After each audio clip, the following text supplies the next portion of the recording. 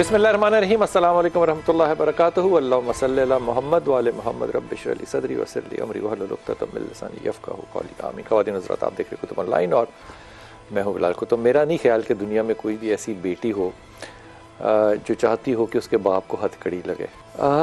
جب ذکر کرتے ہیں نا ان چیزوں کا، تو ابھی ہمارے علماء کرام سے جب بات کریں گے نا تو یہ ہمیں بتائیں گے کہ یہ دور جاہلیت میں ہوتا ہے۔ دور جاہلیت کی ساری تفسیر اسحاق سے لیں، تفسیر ابن کثیر پہ نہ، اسحاق بہتر اور پرانی ہے۔ آپ کو چیدہ چیدہ واقعات نظر آتے ہیں اس طرح کے کہ کسی نے ایسا کر دیا، ہم پھر بھی اس کے اوپر آج 1450 سال بعد بھی ہم اس کے اوپر تبرہ اور لعنت بھیج رہے ہیں کہ یہ باپ تھے، یہ تھا، اس لیے روشنی میرا نبی لے کر آیا، پھر یہ تبدیلی آئی۔ لیکن آج آپ غور کیجئے کہ ایک باپ اپنی بچی کو بیچنا چاہتا ہے، ظاہر ہے صرف مالی فائدے کے لیے، اور یہ ملک جو ہے یہ پاکستان ہے، اور ہم چاہتے ہیں کہ یہ ریاست مدینہ بنے۔ اور میں اس پہ قسم خدا کی کھا کے کہتا ہوں کہ ہر شخص جو یہ چاہتا ہے کہ ریاست مدینہ بنے، وہ پورے سچے دل سے چاہتا ہے کہ یہ ریاست، ہاں ہماری کمزوریاں ہیں وہ ایک الگ بات ہے، لیکن یہ جو تقدس کے رشتے ہوتے ہیں نا، ماں کا بیٹے کے ساتھ، باپ کا بیٹی کے ساتھ، یہ رشتے خاص اس لیے ہوتے ہیں کہ آپ نے دیکھا ہوگا کہ آپ جب بچہ بڑا ہو رہا ہوتا ہے نا، تھوڑا سا بڑا ہونا شروع ہوتا ہے، بیٹا ہو بیٹی ہو، تو آپ اس کو مینٹل پیس اب پتہ نہیں نوجوان جانتے ہیں اس کو کہ نہیں، ایک جگہ ہوتی ہے جو دیوار کے سینٹر میں بنائی جاتی ہے، اس پہ برتن یا سجاوٹ کی چیزیں رکھی جاتی ہیں، وہاں بچے کو کھڑا کر کے کہتے ہیں اچھا چھلانگ لگاؤ، بچہ بے دھیانی کھڑک چھلانگ لگاتا ہے، اسے پتہ ہوتا ہے نیچے میرا باپ کھڑا ہے، یہ میری ماں کھڑی ہے، وہ مجھے کیچ کریں گے، وہ سوچ ہی نہیں سکتا کہ مجھے کیچ نہیں کریں گے۔ اس رشتے کا تقدس دین کے حوالے سے دیکھا جائے وہ تو ایک الگ بات ہے، میں کہتا ہوں اگر دین نہ بھی ہو تو باپ بیٹی کو بیچے، میرے خیال میں یہ ذلت جو ہے یہ کوئی بد دعا کے طور پہ ہی ہے جو کہ معاشرے کو لگی ہے، ورنہ یہ ہونا نہیں چاہیے تھا۔ اس سے میرے ساتھ موجود ہیں ضیاء اللہ شاہ بخاری صاحب۔ ضیاء صاحب السلام علیکم۔ انتہائی محترم سخاوت منیر بھائی، السلام علیکم۔ حیرت ہوتی نا منیر بھائی، بہت حیرت ہوتی ہے، بہت حیرت ہوتی ہے۔ مفتی غلام یاسین السلام علیکم، آپ پہلی دفعہ تشریف لائے، آپ کو بہت وارم ویلکم، بہت وارم ویلکم۔ لیکن سب سے پہلے سارا احمد جو کہ چیئر پرسن ہے چائلڈ پروٹیکشن بیورو کی، ان سے بات شروع کرتے ہیں۔ سارا بہت شکریہ آپ تشریف لائیں۔ سارا سب سے پہلے تو یہ بتائیں کہ ایک ریاست اسلامی ہے، اسلامی جمہوریہ پاکستان ہے، اس میں جب یہ ادارہ بننا تھا چائلڈ پروٹیکشن بیورو، تو کسی نے یہ پوچھا تھا کہ ایک اسلامی ریاست میں چائلڈ کو پروٹیکشن بیورو کی کیوں چاہیے، کیوں یہ ادارہ کیوں ہونا چاہیے؟ بسم اللہ الرحمن الرحیم، thank you for having me on your show, and میں آپ کو اپریشیٹ کروں گی بلال صاحب، آپ نے یہ بچوں کو بڑی اہمیت دیتے ہیں اور آپ کافی شوز بھی کرتے ہیں بچوں کی پروٹیکشن کے اوپر۔ میں پہلے بھی آپ کے شو میں آئی ہوں، آپ نے بالکل صحیح بات کی کہ اصولاً مطلب آئیڈیلی تو چائلڈ پروٹیکشن بیورو کی ضرورت ہی نہیں ہونی چاہیے کسی ملک میں، کسی شہر میں، کیونکہ یہ تو انڈرسٹوڈ ہے کہ بچے کی بھی اتنی ہی ڈگنیٹی ہوتی ہے جتنی ایک ایڈلٹ کی ہوتی ہے۔ بچے جو ہیں وہ بھی ڈیزرو کرتے ہیں کہ ان کے حقوق کا تحفظ کیا جائے، ان کی بھی سیلف رسپیکٹ ہوتی ہے، اور وہ بڑے اہم ہمارے معاشرے کا حصہ ہے، بلکہ ہمارا پورا جو فیوچر مستقبل ہے ایک قوم کا وہ ڈپینڈ کرتا ہے بچے کے اوپر۔ اور اگر کوئی قوم جو ہے وہ اپنے بچوں کی ہی حفاظت نہ کر سکے تو وہ کیا ترقی کر سکے گی؟ تو جب child protection and welfare bureau قائم کیا گیا، بیسکلی اس وقت یہی حالات ہیں جو آج کل کے حالات ہیں کہ چائلڈ ابیوز کے، بچوں کے ساتھ جنسی زیادتی، بچوں کے ساتھ ٹارچر کے کیسز، بچوں سے بھیک منگوانا، اور ماں باپ خود ہی ایکسپلائٹ کرتے ہیں بچوں کو۔ اور آپ وڈ یو بلیو کہ ہمارے ادارہ جہاں میں بیٹھی ہوئی ہوں، ہمارے گیٹ کے باہر لوگ جو ہے وہ چھوڑ جاتے ہیں اپنے نامولود 2-3 دن کا جو بچہ ہے وہ روڈ پہ پڑا ہوا ہمیں کبھی کبھی ملتا ہے، اور وہ اپنا ان کا سگا بچہ ہوتا ہے لیکن وہ رکھنا نہیں چاہتے، تو they leave the child on the road آؤٹ سائڈ دا گیٹ۔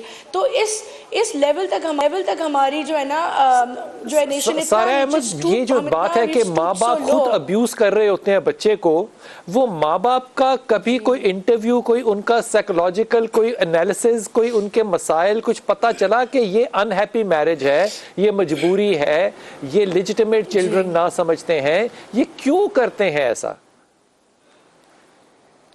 جی بالکل، اس کی جو ہے نا کچھ وجوہات ہیں جس میں یہ ہوتی ہے، ایک تو ان کی مالی جو سچویشن ہوتی ہے، اکنامک سچویشن، فائنینشیل سچویشن، وہ اتنے اسٹرانگ نہیں ہوتے کہ وہ بچوں کی جو ہے وہ ان کو براٹ اپ کر سکیں، تو وہ رکھنا نہیں چاہتے۔ دوسرا یہ ہوتا ہے کچھ بروکن فیملیز ہوتی ہیں، جس طرح کہ باپ ہے اور ماں چھوڑ کے چلی گئی، اس نے کسی اور سے شادی کر لی، وہ بھی کیسز آتے ہیں بروکن فیملیز کے، یا سیپریشن کے کیسز ہوتے ہیں۔ پھر اس کے بعد اللیجٹمیٹ چلڈرن بہت ہوتے ہیں کہ ہاسپٹل سے ہمیں کال آتی ہیں کہ کسی نے مطلب برتھ دی اور پھر وہ ماں رکھنا نہیں چاہتی بچے کو۔ تو ایک تو ایسا انسیڈنٹ آیا کہ ماں جو ہے اس نے جو باتھ روم میں فلش کر دیا ایک بالکل نیو بورن بیبی کو، اور پھر ہمیں پتہ چلا اور ہاسپٹل انتظامیہ نے بچایا اور پھر وہ بچہ آیا اور ہم نے اس کی اڈاپشن کروائی۔ آپ مطلب اس لیول تک جو ہے نا یہ چیزیں ہوتی ہیں، اور ماں باپ خود جو ہے وہ رکھنا نہیں چاہتے بیسڈ آن دیز ریزنز، جو میں نے آپ کو کچھ ریزنز ابھی دیے ہیں۔ اینڈ کچھ بچوں کو بیچا سارا، جاتا میں ہے دوبارہ آپ کی طرف آؤں گا، لیکن مجھے جلدی سے اس بات کا جواب دے دیجئے کہ اس کرسی پہ بیٹھ کے آپ کو حیرت زیادہ ہوتی ہے یا دکھ زیادہ ہوتا ہے؟ مجھے اس کرسی پہ بیٹھ کے حیرت اب اتنی نہیں ہوتی کیونکہ it's been more then 4 years، تو میں روز ایسے واقعات سنتی ہوں۔ اب مجھے دکھ زیادہ ہوتا ہے، اور مجھے دکھ یہ ہوتا ہے کہ ہم اتنی محنت کرتے ہیں اویئرنیس پہ بھی، چیزوں پہ، اور مطلب ایجوکیشن کا لیول بھی اوپر کرتے ہیں، لیکن پھر بھی امپروومنٹ آتی ہے، لیکن اس طرح نہیں آتی جتنی آنی چاہیے ہے۔ تو مجھے دکھ ہوتا ہے یہ واقعات سن کے۔ یاسین بھائی اگر آپ اجازت دیں تو آپ سے شروع کروں، کیونکہ آپ آج پہلی دفعہ تشریف لائے ہیں، تو آپ ہی سے ابتدا کروں۔ حضور اقدس، یہ باتیں جو ہے نا ساری، یہ ہم نے ہزاروں دفعہ کی ہیں اور ہزاروں دفعہ سنی ہیں۔ اب کوئی بندہ جو ہے وہ اپنے ہی بچے کو اگر امریکہ میں سیل کر رہا ہو نا، تو یقین کریں سارا میڈیا اس کے خلاف کھڑا ہو، پولیس جو ہے وہ پارلیمنٹ کے باہر کھڑی ہو، اور اندر قانون سازی بدل رہی ہو کہ آئندہ ایسا کوئی نہ ہو سکے۔ ہمارے ہاں یہ پہلی دفعہ نہیں، نہ یہ آخری دفعہ ہوا ہے، لیکن ہم لوگ ہیں مسلمان، کلمہ پڑھنے والے۔ وہ ایک ابھی مولوی صاحب کو مار دیا کیونکہ اس نے غلط جملہ بولا، اس کو لوگوں نے پکڑ کے مار دیا، حالانکہ قانون کے حوالے کرنا چاہیے تھا، غلط تھا یا جو بھی تھا وہ۔ اب یہ جو قانون ہم ہاتھ میں لینے لگ گئے، ایک طرف محبت رسالت میں صلی اللہ علیہ وسلم، دوسری طرف ہم دور جاہلیت کو بھی شرمندہ کرنے لگ گئے۔ یہ میں اگر یہ کہوں گا کہ ابو جہل کی محبت میں، تو یہ جملہ اتنا زیادہ گھٹیا ہے کہ امت محمد کے لیے بنتا نہیں ہے کہنا، لیکن یہ جو عمل کرنے لگ گئے ہیں، اب آپ کو وہ لوگ جن کو اب دور جاہلیت کے کفار کہتے ہیں، اب آپ کو ان پہ ترس نہیں آنا چاہیے؟ کچھ تو فرمائیے، یہ کیوں ہے اس دنیا میں، یہ کیوں پاکستان کا مقدر ہے؟ جی بسم اللہ الرحمن الرحیم۔ سر بہت بہت شکریہ۔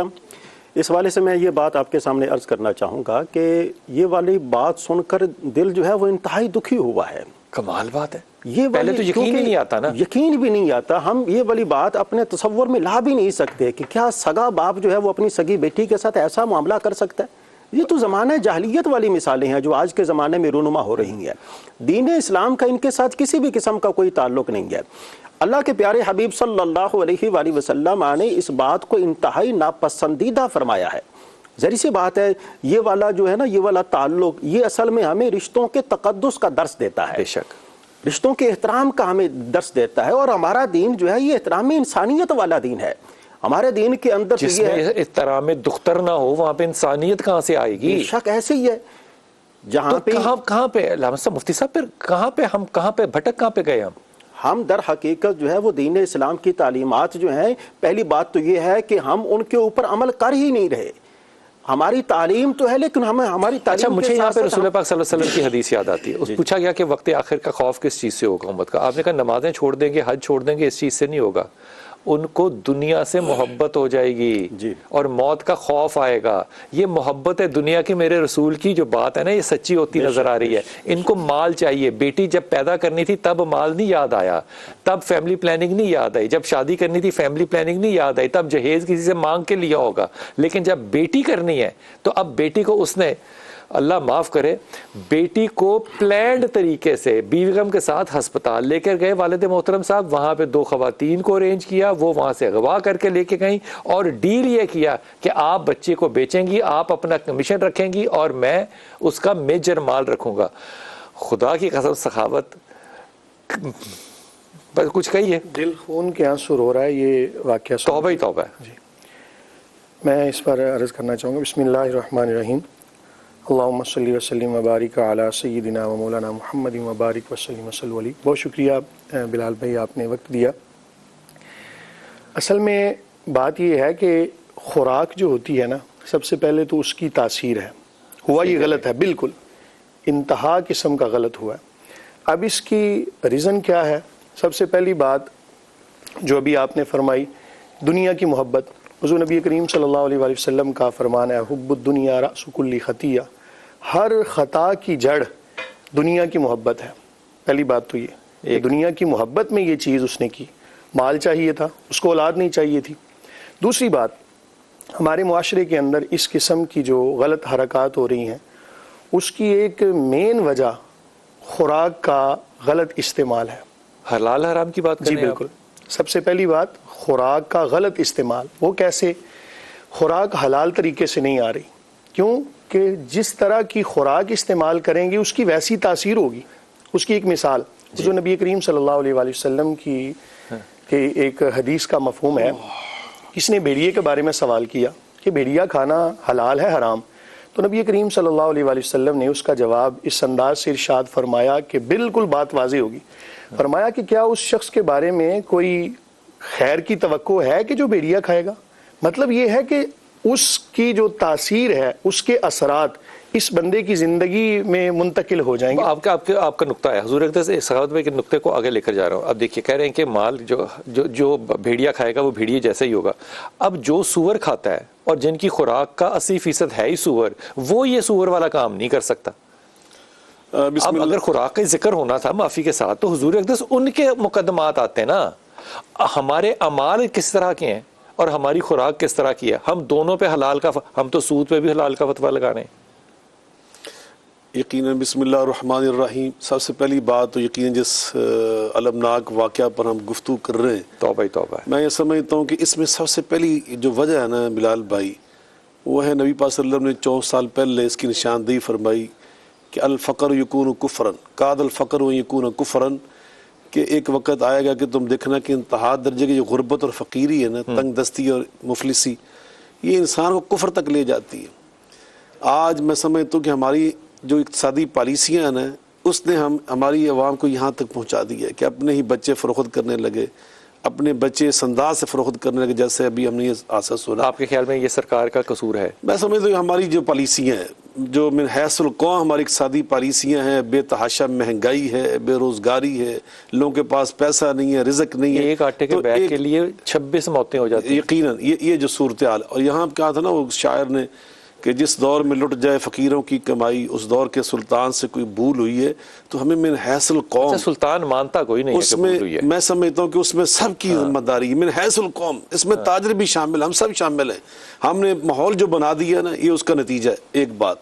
دوسرا سبب وہی ہے، نبی کریم علیہ السلام نے اس کے بارے میں فرمایا تھا کہ تائس عبد الدینار، تائس عبد الدرہم۔ آپ یہاں پہ بہت فرمایا کرتے ہیں کہ بھوکا پاکستان میں الحمدللہ آج بھی کوئی نہیں مر سکتا، ادارے ایسے موجود ہیں، ایسے دسترخوان موجود ہیں، کوئی بندہ افلاس اور غربت سے بھوکا مر نہیں سکتا۔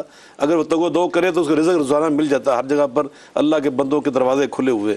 لیکن جو ہمارے اندر ایک دوڑ لگی ہے نا غلط، جو معاشی اور مادی دوڑ لگی ہے، اس دوڑ میں یہ ہم اندھے ہو چکے ہیں۔ الحاکم التکاثر، سو معاملہ روٹی کا نہیں ہے، معاملہ ہوس کا ہے۔ ہوس کا ہے، وہ جو زر کا ہوس ہے بے تحاشا، اس نے ہمیں اندھا کر دی ہے۔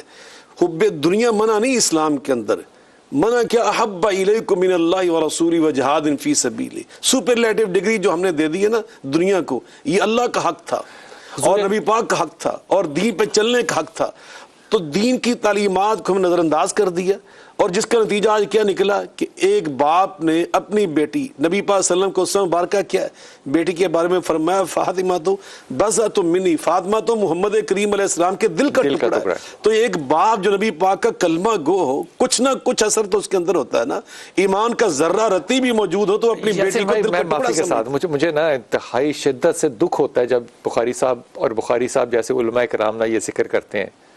مجھے یہ دکھ ہوتا ہے کہ جو لوگ نبی کو نہیں جانتے، جو نبی کے قول کو نہیں جانتے، جو اللہ کو نہیں جانتے، جن کی محبت اللہ کے لیے نہیں ہے، میں یہ تبرکن جملہ عرض کر رہا ہوں، ہو سکتا ہے وہ محبت زیادہ کرتے ہوں اللہ سے، ان کے ہاں یہ قوانین جو ہیں وہ کتنے مثبت ہیں کہ اسٹیٹ جو ہے وہ رسپانسبل ہے۔ اب یہاں پہ عمر خطاب کے اگر 82 اداروں کا ذکر کریں تو ان کے پاس ہیں، کھاتے وہ حرام ہیں، میں یہ کہوں کہ وہ سود نہیں لیتے تو ان کا تو نظام ہی سارا سود کے اوپر بنیاد ہے. یہ ساری کی ساری برکات جو ہیں یہ مسلمانوں پہ نازل ہونی چاہیے تھیں توسط خدا، توسط قرآن پاک، توسط رسول پاک صلی اللہ علیہ وسلم کے. اب ایک طرف آپ مثال دیں گے حضرت عمر خطاب کی کہ جہاں انہوں نے غلطی ٹھیک ہو گئی، انہوں نے کہا عمر ہلاک ہو جاتا، ایک امیر المومنین فوراً جو ہے وہ یو ٹرن لے رہا ہے. پتہ چل گیا مجھے یا رسول اللہ، مجھے پتہ نہیں تھا کہ اتنی محبت کرنی ہے، آج کے بعد آپ میری محبت کا اول حصہ ہوں گے. ختم ہو گئی بات. یہ ساری کی ساری برائیاں اسلام کے اندر، پاکستان کے اندر اگر نظر آتی ہیں، سعودی عرب میں کیوں نہیں نظر آتی، یو اے ای میں کیوں نہیں نظر آتی، ملیشیا میں کیوں نہیں نظر آتی، یہ پاکستان کے اندر اگر نظر آتی ہیں تو میرا اگزامپل تو یہ ہوگا کہ افریقہ ہم سے زیادہ غریب ہے کئی اسٹیٹس، ٹھیک جی، وہاں مسلمان ہیں، وہاں کیوں نہیں نظر آتی؟ یہاں پہ کوئی نہ کوئی تو غلطی مفتی صاحب ہم کر رہے ہیں نا.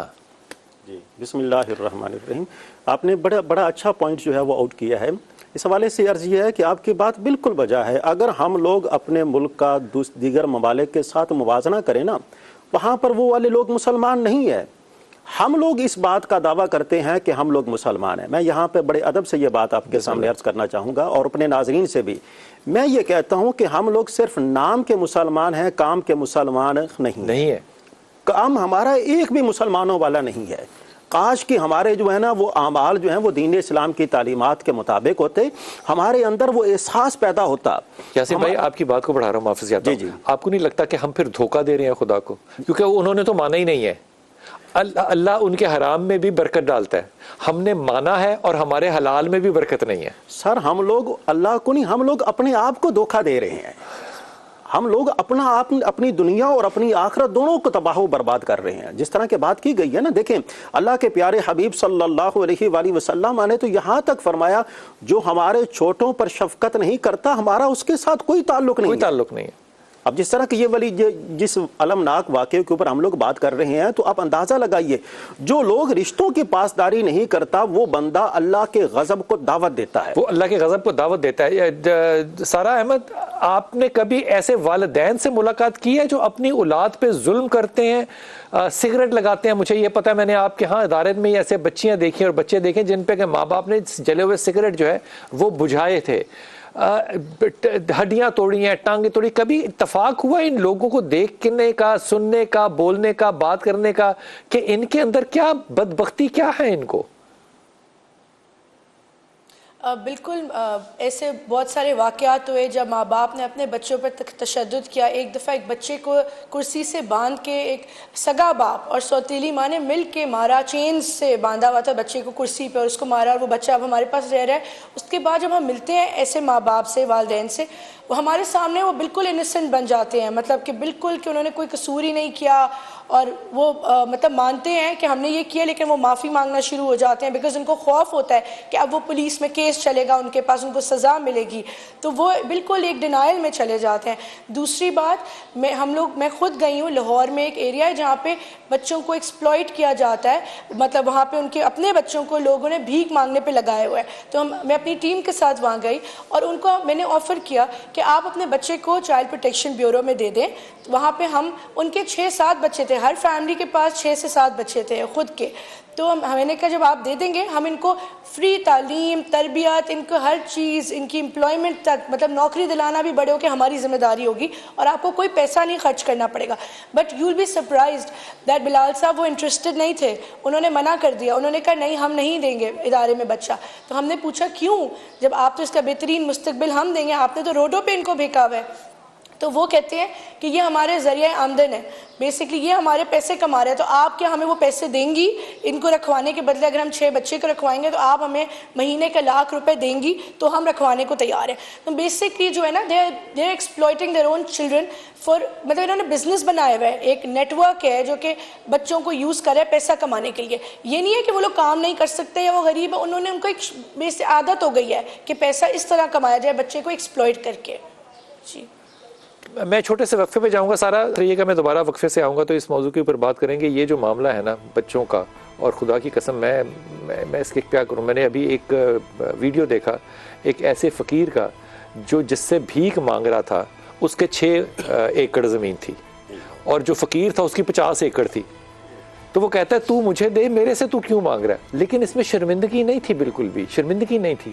لیکن یہ چیز غور کیجئے گا کہ جب آپ یہ پوچھتے ہیں نا کہ یہ اتنے سارے نبی جو ہیں وہ سارے ادھر ہی کیوں آئے، امریکہ میں کیوں نبی کیوں نہیں آئے، یہ سیکولر مائنڈ پوچھتا ہے نا جناب وہاں کیوں نہیں گئے. او بھائی جان، یہ جو میسوپوٹیمیا ہے نا دجلہ اور فرات کے درمیان کی جگہ، یہ سارے اس کے 27 جو ذکر ہے نا قرآن کا، یہ اسی جگہ کے اندر ہے.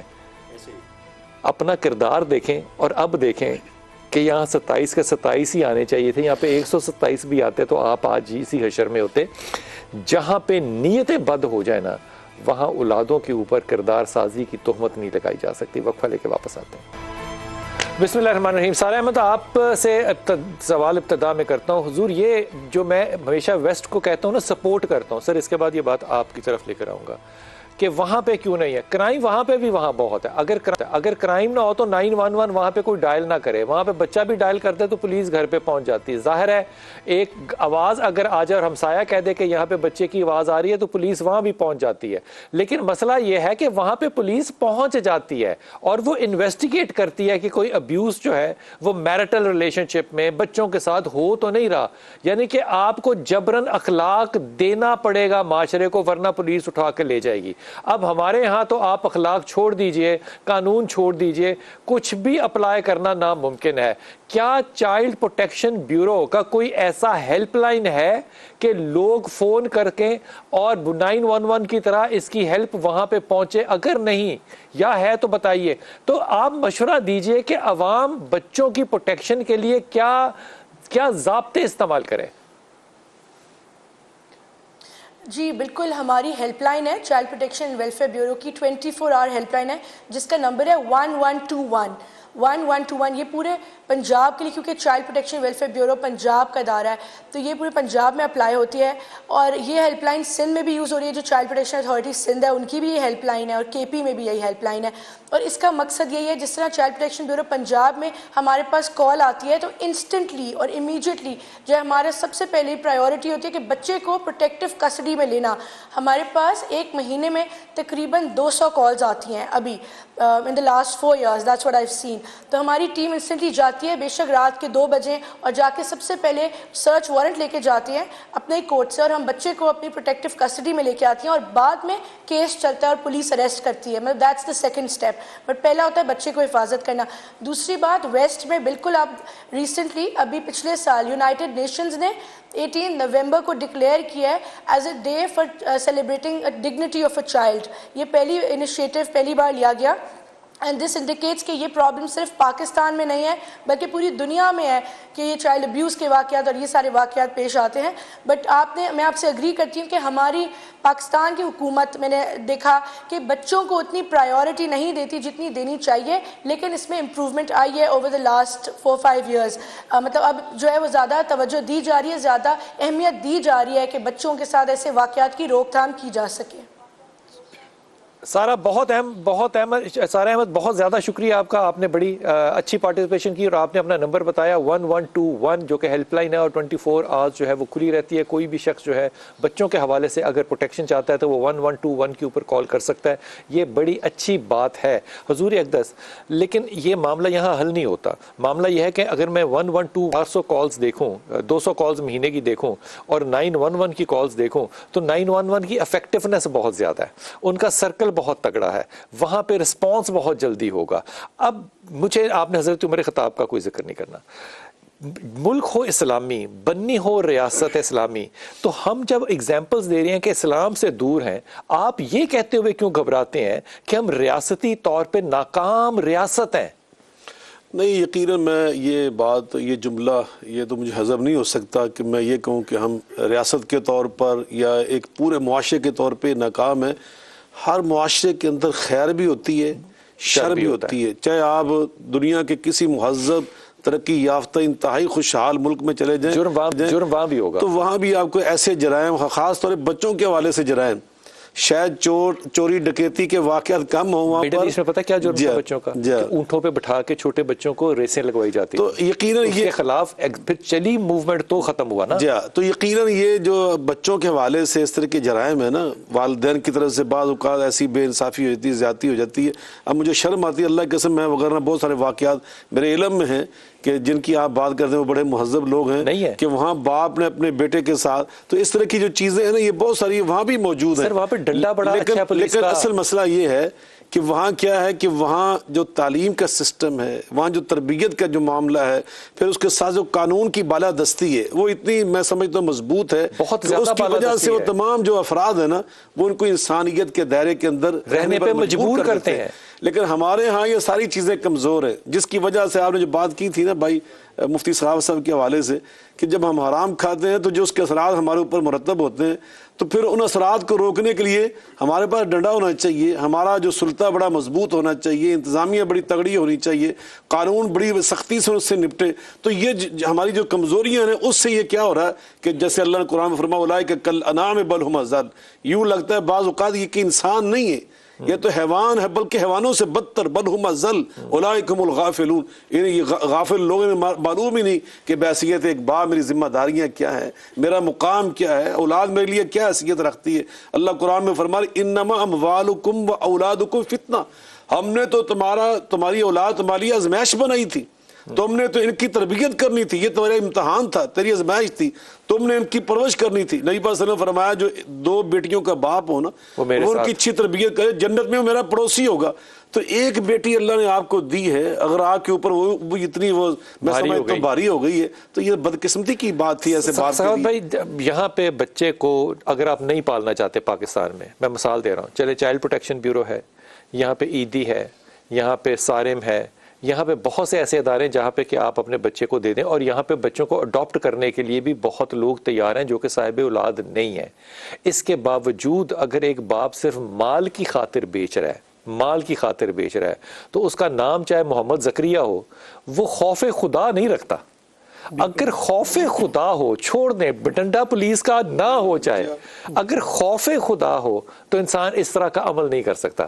ایک مسلمان معاشرے میں خوف خدا کا نہ ہونا آپ کو حیران کرتا ہے؟ بالکل، یہ بہت حیران کن بات ہے، اور میں اس کی وجوہات پر بھی تھوڑی سی بات کرنا چاہوں گا۔ جیسا کہ پہلے میں نے عرض کیا، ایک تو حرام کا استعمال، دوسرے نمبر پر دین سے دوری، اور دین سے دوری کی سب سے بڑی وجہ یوں سمجھ لیں، میں اگر یہ کہوں تو غلط نہیں ہوگا، علماء سے دوری۔ اب آپ دیکھیں کہ مذہبی معاشرے کے اندر یا کوئی بندہ جو دین کی تھوڑی بہت بھی سوجھ بوجھ رکھتا ہے، آپ کو اس کے حوالے سے کبھی یہ واقعہ شاذ و نادر ملے گا کہ کسی نے کوئی خودکشی کر لی ہو، یا کسی نے کوئی اپنی اولاد کو قتل کر دیا ہو، یا کوئی بھی ایسا کام کسی نے کیا ہو۔ اور پھر وہی بات آ جاتی ہے کہ آخرت کا یقین، متقین کی صفات جو اللہ تعالیٰ نے بیان فرمائی ہے نا سورہ بقرہ کے پہلے رکوع کے اندر، اس میں جو آخری بات 5ویں صفت وہ ہے وَبِالْآخِرَةِ هُمْ يُوقِنُونَ، کہ آخرت کا یقین رکھتے ہیں۔ بحیثیت مسلمان ہمارے اندر سے آخرت کا یقین اٹھ چکا ہے، شاید ہم صرف دنیا کی طمع کے اندر زندگی گزار رہے ہیں، ہمیں فیسلٹیز چاہیے، ہمیں آخرت کا یقین نہیں ہے۔ اگر آخرت کا یقین ہوتا، اگر اس بندے کا دین کے ساتھ اس کی وابستگی ہوتی، تو وہ کبھی ایسا عمل کبھی میں وقفے پہ جاؤں گا، واپس آؤں گا اور آپ لوگوں سے یہ پوچھوں گا کہ ایک سواری تو وہ ہوگی کہ سیدہ کی آئے گی اور انبیاء جو ہے وہ بھی اپنی آنکھوں کو جھکا لیں گے۔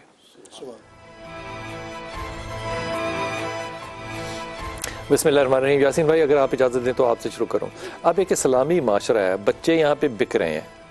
اب میں اگر یہ بات کہوں اور یہ نہ کہوں کہ یہ پاکستان کی میں بات کر رہا ہوں، تو آپ کو مکہ نہیں نظر آئے گا کہ وہاں پہ منڈیاں لگ رہی ہیں، لوگ بیٹیاں بیچ رہے ہیں، بیٹے بیچ رہے ہیں، عورتیں بک رہی ہیں، مصر کا بازار ہے۔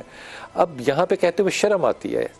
ایسی غلطی کا اگر ہم احاطہ نہ کر پائے کہ ہم ایسے کیوں ہیں، تو ہم اس کا حل کیسے نکالیں گے؟ جی بسم اللہ الرحمن الرحیم۔ سب سے پہلی بات تو یہ ہے کہ ہمیں وہ جس طرح کی بات ہو رہی تھی کہ ہمارے ہاں تعلیم تو ہے لیکن تربیت نہیں ہے، تو تربیت کے لیے ہمیں جو ہے وہ مختلف مراکز جو ہے وہ قائم کرنا ہوں گے۔ اور کون کرے گا؟ کس طرح کے مراکز؟ تربیت کا پہلا مرکز جو ہے وہ گھر ہے، خاندان ہے۔ گھر کے اندر گھر ہے، خاندان ہے ہمارے یہاں، چلے نام نہاد ہی صحیح، تو گھر کی ذمہ داری بنتی ہے، ماں باپ کی ذمہ داری بنتی ہے کہ وہ اپنے بچوں کی ان برائیوں سے آگاہ کرے، اور ان کے دل و دماغ کے اندر ان چیزوں کو اجاگر کرے. ماں باپ کو کون سکھائے کہ مجھے نہیں بھیجنا؟ ماں باپ کو سکھانا جو ہے یہ مسجد کی ذمہ داری ہے. مسجد جو ہے وہ ان کو سکھائے. میں پچھلے کو 19 جمعے اگر دیکھوں نا تو وہ میں حضرت اسماعیل کا واقعہ ہی سن رہا ہوں. یہی تو سب سے بڑا المیہ ہے. یہی تو واقعہ نہیں بدلا جا رہا سر. یہی تو میں نے جب ان سے کہا ہاتھ باندھ کے کہ ہمارے علماء کہتے ہیں کہ واقعہ بدلیں، تو انہوں نے کہا جی بندے تے نوے آ رہے ہوں دن نا، کیسے کیا کریں؟ سر ضرورت بھی اسی بات کی ہے کہ ہم اپنے مسجد کا نظام جو ہے اس کو بہتر بنائیں. کمیٹی نہیں بدلنے دیتی نا، حالات کے کمیٹی بڑی مطابق سخت ہوتی ہے. جو وہاں کا خطیب ہے اس کی یہ بنیادی ذمہ داری ہے کہ وہ ایسی چیزیں لوگوں کے سامنے اجاگر سر کرے. اس کا بی اے ایم اے پاس ہونا کیوں ضروری نہیں ہے؟ ظاہر سی بات ہے اس کا ہونا ضروری ہے. وہ تعلیم یافتہ ہوگا تبھی وہ دین کے سارے جو جزیات ہیں، جو احکام ہے، استنباط ہیں، ان کو پراپر طریقے سے وہ لوگوں کو بتا سکے گا. کیا اس کا کوالیفائڈ ہونا ضروری ہے. یاسین بھائی، کہ ایسا ممکن ہے کہ مسجد والے یہ کہہ دیں کہ اگر کسی کو اپنا بچہ چھوڑنا ہے تو وہ ہمیں دے دیں، مسجد اڈاپٹ کر لے اور مسجد جو ہے وہ کسی ادارے کو آگے اپروچ کر لے؟ ایسا بھی ہو سکتا ہے. ایسا بھی ہو سکتا ہے جس طرح کہ ہمارے ملک کے اندر چائلڈ پروٹیکشن ہے اور مساجد ان کی سبسڈی بن جائے. ہاں اصل میں دیکھا جائے تو جو مسجد ہے نا یہ صرف ایک عبادت کا مرکز نہیں ہے. مسجد جو ہے یہ اصلاح معاشرہ کا سب سے بڑا مرکز ہے، جہاں پر دین کے تمام معاملات جو ہیں وہ ڈسکس ہوا کرتے تھے. اب اللہ کے پیارے حبیب صلی اللہ علیہ وآلہ وسلم کی سیرت مبارکہ بعد تالا لگ جاتا ہے. تو یہ چیزیں جو ہیں وہ نہیں ہونی چاہیے.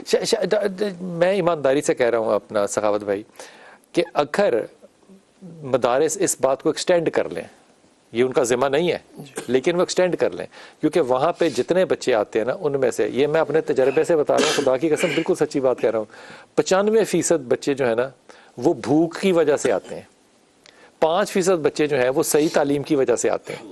وہ پیچھے غربت اتنی زیادہ ہوتی ہے.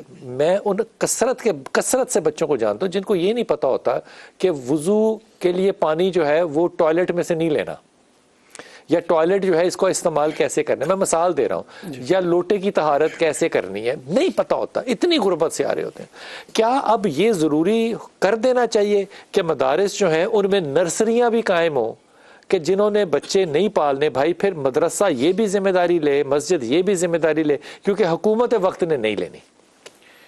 جی بالکل ایسا ہو سکتا ہے، لیکن اس کا لمبا کام ہے، بڑا بہت لمبا کام ہے. اب آپ دیکھیں کہ ہم مدارس کو دے کیا رہے ہیں. سب سے پہلی بات تو یہ ہے کہ ہم مدارس کو دیتے کیا ہے. مدارس سے ہم صدقے کا بکرا سر وہی نا کہ جب ہمیں کوئی ڈراؤنا خواب آتا ہے تو ہم صبح اٹھ کے جناب بکرا ذبح کر کے تو مدارس میں دے آتے ہیں، وہ بھی اپنے ایک خوف کی وجہ سے، مگر نہ محبت میں نہیں. ہمارا سخاوت بھائی، میری بیگم ایک دن نا بکرا لے گئی بڑا، جی وہ جو قربانی کا دینا ہوتا ہے نا، تو اس کی بڑی محبت جاگی اللہ کے ساتھ. اس نے کہا میں جا کے نا یہ بچوں کو بکرا دیتی ہوں. وہ 3-4-5 بکرے لے گئی. کریڈٹ کارڈ اس کا میرا تھا نا اس کے پاس، تو اس نے آزادانہ استعمال کیا. وہ جا کے جامعہ نعیمی کھڑی ہو گئی. وہ بکرے نو ذبح نہ کرن، وہ کہن جی کدے بکرے گنے، انہوں نے کہا جی صدقے دے بکرے گنے. انہوں نے کہا جی نہیں جی یہ صدقے دے نہیں ہو سکتے، کدے بکرے. ان کو نہ یقین آئے کہ ایک قابل احترام بکرا جو ہے وہ بچے کھا سکتے ہیں. تو وہ عزت نفس ہی نہیں بنا. جب عزت نفس ہی نہیں بنا، آپ نے اس کو مریل چیز دینی ہے. عزت نفس ہی نہیں بنے گا، اور بنے گا وہ کیا؟ مفتی، وہ بنے گا عالم، وہ بنے گا حافظ، وہ بنے گا ممبر پہ بیٹھنے والا، وہ بنے گا آپ کا امام. تو زیادتی ہے نا. پھر دیکھیں وہی بات ہے نا کہ ہم مدارس کو اگر کچھ دیں اور پھر وہاں پر ایسی چیزیں قائم بھی ہو سکتی ہیں. جیسا ابھی آپ نے کہا کہ وہ اعلیٰ قسم کے بکرے گئے تو انہیں یقین نہیں آ رہا تھا کہ وہاں تو ہم انہیں عرفی زبان میں کہتے ہیں یتیم مسکین بکرے، کہ جن سے بیچاروں سے چلا نہیں جاتا، کھڑے نہیں ہو جاتے. یہ چیز جی اگر میں یہ بات ایمانداری سے کہہ رہا ہوں، تن سے نہیں کہہ رہا، آخری لمحہ میرے پاس، اگر ایک پریسٹ جو ہے وہ کسی امریکہ کے یا انگلینڈ کے کرسچن گھر میں چلا جائے تو وہ لوگ ہیپی ہو جائیں گے کہ ہمارے گھر پریسٹ آیا. ہمارے یہاں مولوی آ جائے تو دروازے دی کہندے بابا جی گھر ہی نہیں گئے. میں سمجھتا ہوں بلال بھائی یقیناً ایسی چیزیں صورتحال جو ہے نا، میں سچی بات سے زیادہ اتفاق نہیں کرتا، چونکہ مجھے بالکل تجربات اس کے الٹ ہیں. دوسری بات میں سمجھتا ہوں ایمانداری کی بات، پاکستان کے جو مدارس ہیں دینی مدارس، اگر ان کا وجود نہ ہوتا، اگر ان کا وجود نہ ہوتا قیامت ہوتی تو میں کہتا ہوں آپ ایک بچی کا بکنا دیکھ رہے ہیں نا، آپ کے لیے یہ نارمل، خدا پتہ نہیں کتنے ایسے واقعہ ہوتے ہیں. یہ ان دینی مدارس کی برکت ہے. آج پاکستان میں بہت بڑا طبقہ جو پڑھا لکھا میں نظر آ رہا ہے نا، اور بڑے بڑے سرکاری عہدوں پر فیض نظر آ رہے ہیں. میں حلفاً کہتا ہوں، ذاتی طور پہ جانتا ہوں بہت سارے لوگوں کو، وہ بنیادی طور پر جیسے آپ نے فرمایا غریب گھروں سے ان کا تعلق تھا، پسماندہ علاقوں سے ان کا تعلق تھا، وہ انہی دینی مدارس میں آ کر پڑھے اور یہاں سے انہوں نے فیض پایا اور پھر یہاں سے انہوں نے اگلی ڈگریاں حاصل کی اور جا کر انہوں نے پاکستان کی زمام اقتدار کو سنبھالا ہے۔ خدا کی قسم اگر آپ اپنے اداروں کا اور وہ بھی مذہبی اداروں کا ادب نہیں نہ کریں گے، تقدس نہیں کریں گے، وہ عزت نفس نہیں پیدا کریں گے، پھر یہ ذلتیں آپ کا مقدر ہی رہیں گی۔